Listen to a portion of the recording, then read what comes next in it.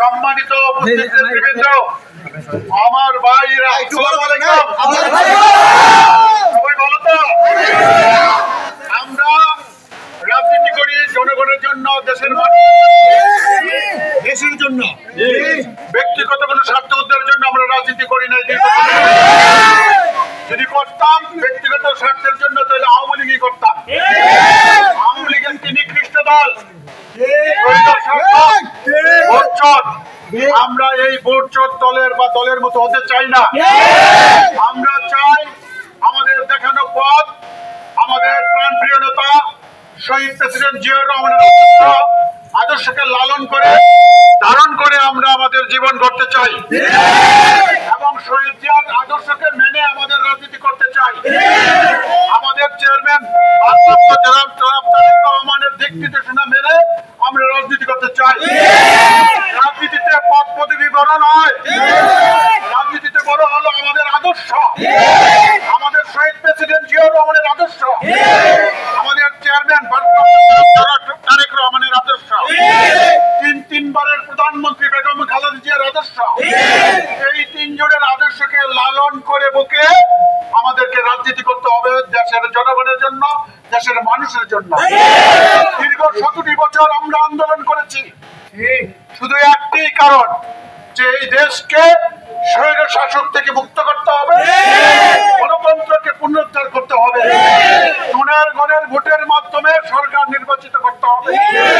সুতরাং রাজনীতি করব আমাদের প্রাণপ্রিয় চেয়ারম্যান জনাব তারেক রহমান যে দিক নির্দেশনা দিব সেই দিক নির্দেশনা অনুযায়ী আমরা রাজনীতি করব, দেশের মানুষের সেবা করব, দেশের কল্যাণে কাজ করব, জনগণের স্বার্থে কাজ করব। সুতরাং কেউ অতি উৎসাহিত হয়ে কেউ যেন কোন রকমের বদনাম না করেন, কোন অন্যায় কাজে জড়িত না হন, আমি সেদিকে বারবার আপনাদেরকে বলে যাব।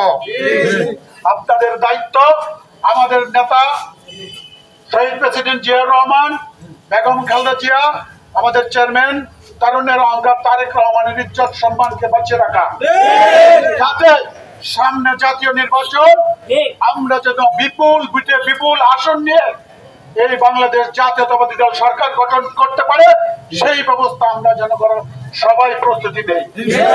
আমরা প্রত্যেকটা ঘরে যাব, আমাদের শহীদের প্রেসিডেন্ট জিয়াউর রহমানের আদর্শের কথা তুলে ধরবো, আমাদের তিনবারের প্রধানমন্ত্রী বেগম খালেদা জিয়ার আদর্শের কথা তুলে ধরবো, আমাদের প্রাণপ্রিয় নেতা তারেক রহমানের কথা তুলে ধরবো। আপনারা বিগত দিনে দেখেছেন আওয়ামী লীগ 71 সালে ক্ষমতায় এসে 71 আগে 70-এর যে আন্দোলন, এই আন্দোলনে বঙ্গবন্ধু তার সপরিবার নিয়ে তার স্বেচ্ছায় সারা এই দেশ থেকে পালিয়ে গেছে। পাকিস্তানের কাছে আত্মসমর্পণ করে নিজেকে রক্ষা করেছে, তেমনি তার মেয়ে 17 বছর দেশকে লুটপাট করে খেয়ে বিভিন্ন গুম খুন অন্যায় অত্যাচার করে এই দেশের মানুষের উপর স্টিম রুলার চালিয়ে আজকে তার পরিবর্গ নিয়ে দেশের বাইরে পালিয়ে গেছে, তাদের নেতা কর্মীকে বিপদগামী করে গেছে।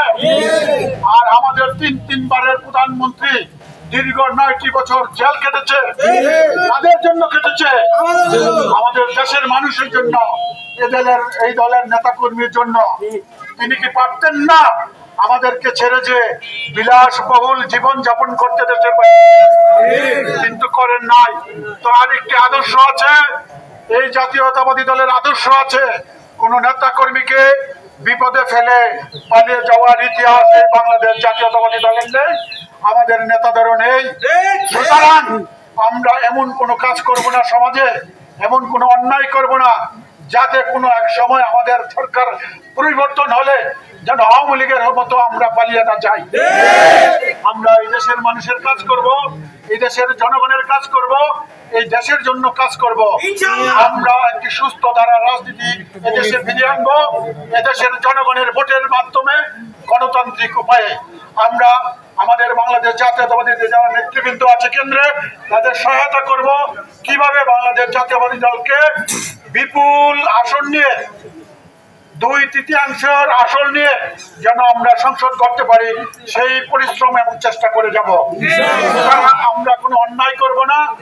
দল যাকে নির্বাচন দেবে, আমাদের চেয়ারম্যান দল যাকে নির্ধারণ করবে, যে আসন 3 আসনে নির্বাচন করবে, দলের প্রতীক নিয়ে আসবে, আমরা তারও ইনশাল্লাহ কাজ করব।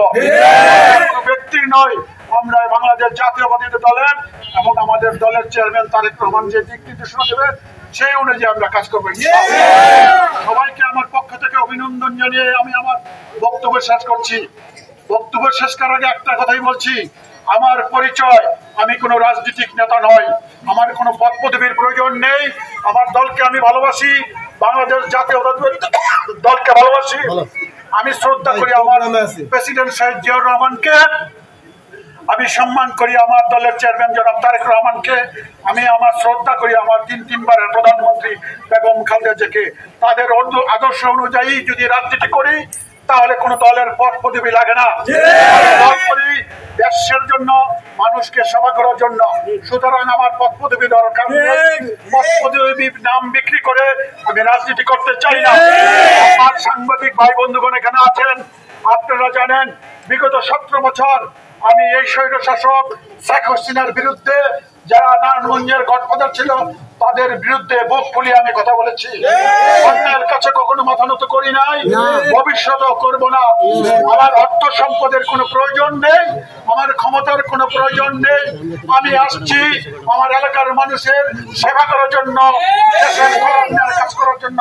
আমার জন্য দোয়া করবেন, আপনারা আমার পাশে থাকবেন, সহযোগিতা করবেন, কিভাবে এলাকা এবং সমাজকে উন্নয়ন করা যায়, কিভাবে মানুষকে দেশের সেবা করা যায়, সেই আশা প্রত্যাশা রেখে আমি আমার বক্তব্য এখানে শেষ করছি।